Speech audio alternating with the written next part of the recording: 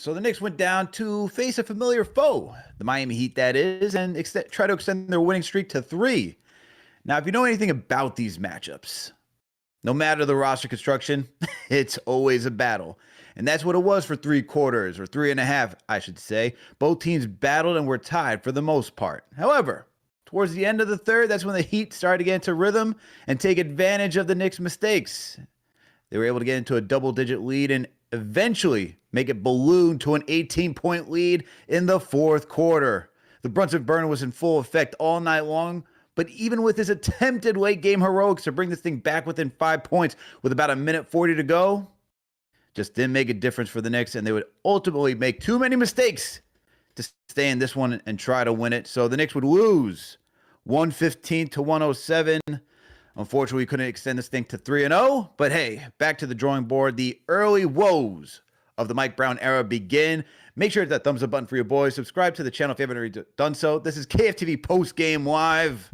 With me on this side is my guy, CK2K, a.k.a. the play-by-play god. All right, so we're about to get into this and break it all down. Make sure to hop into the Discord. We need to hear your thoughts tonight. I know CP's down there with the Knicks chick, with Knicks Nation, all right? At Black Market, trying to, get the good spirits, man, and try to get this spirit bomb going so that the way the Knicks could win, but not enough, man. Just not enough. CK, bro, I know you were watching this one, obviously. How are you feeling? It doesn't matter who's wearing that ugly black, white, or red jersey.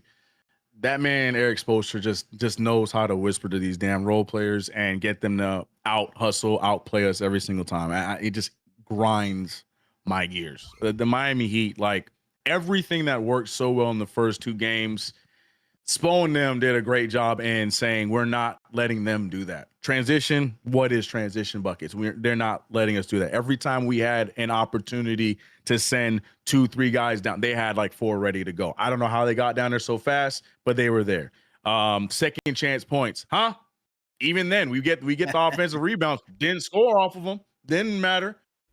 So everything that worked so well with this new Mike Brown offense kaput today. And it's always because of that damn Eric Spoelstra.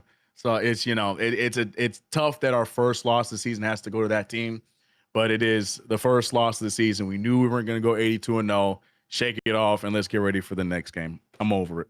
Man. Gotta be like, unfortunately, the coach I do not like the most, Bill Belichick. We're on to the next one, man. We cannot look at this loss too long. Got to get over it. We got the Milwaukee Bucks in a couple of days. So let's focus in on them and just bounce back, man. That's all you can do. And look, it's going to happen. But we're going to lose games. As you said, CK, we're not going to go 82-0. I know, right? It's crazy. We're going to actually lose some games. It's wild to even think. I get it. It's the Miami Heat. I don't like losing to Miami Heat. Between the Heat and the Pacers, Celtics, I don't like losing to any one of those teams, man. But it is what it is, But look, it's a new system. We didn't have Deuce McBride. We didn't have Mitchell Robinson tonight. And so we got to see some funky lineups yet again from Mike Brown. And look, I saw Knicks Nation going at, hey, why are we doing these lineups, this, that, and the third on X, on social media? It's like, bro, this is what we asked for. We said, no, we don't want the rigidity in lineup rotations. We want a little bit more flexibility. Now it's like, no, this is too much flexibility after 3 games. Let's hone it in.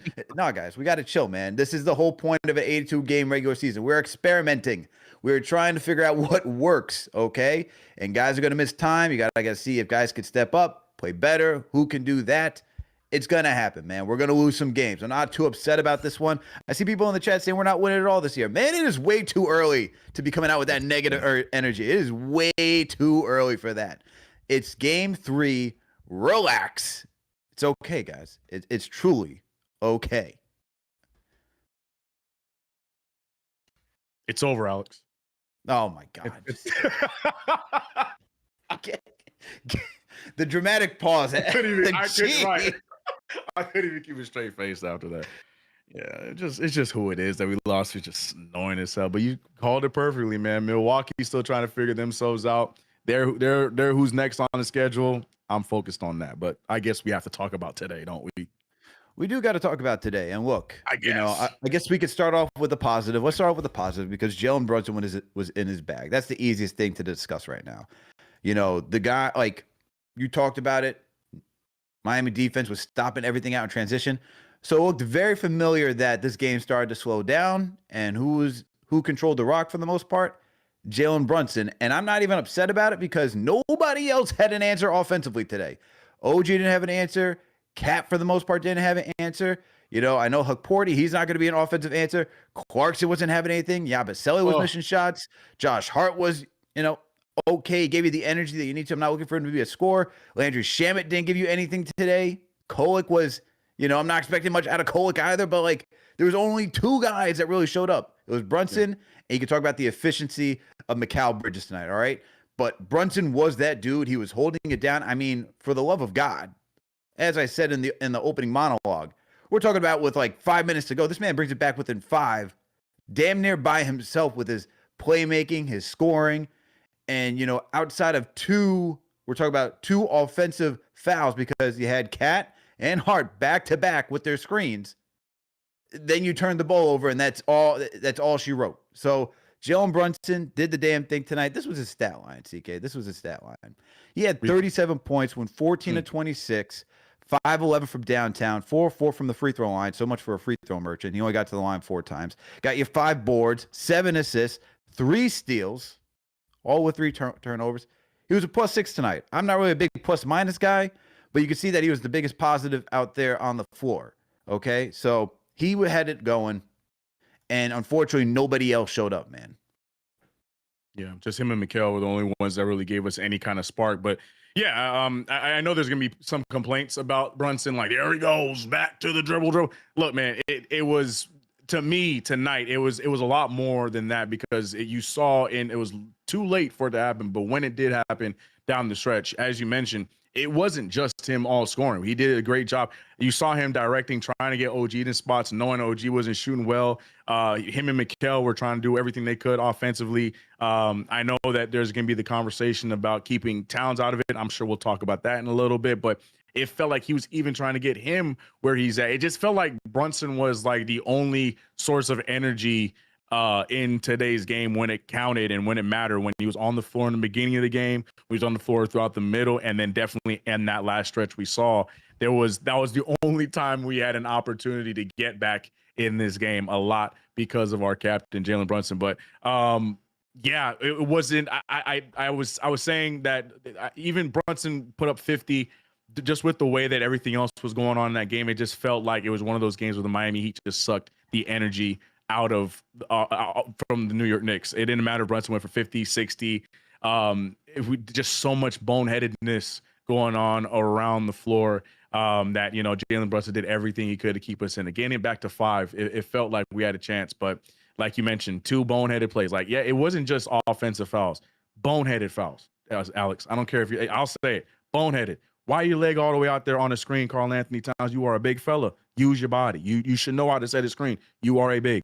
Josh Hart, why are you leading with your hip when you're trying to make space? It's boneheaded stuff that really was irritating down the stretch. So it was frustrating. But again, we shouldn't have put ourselves in that position. To me, Jalen Brunson did everything he could. Shout out to the Cap, but wasn't enough.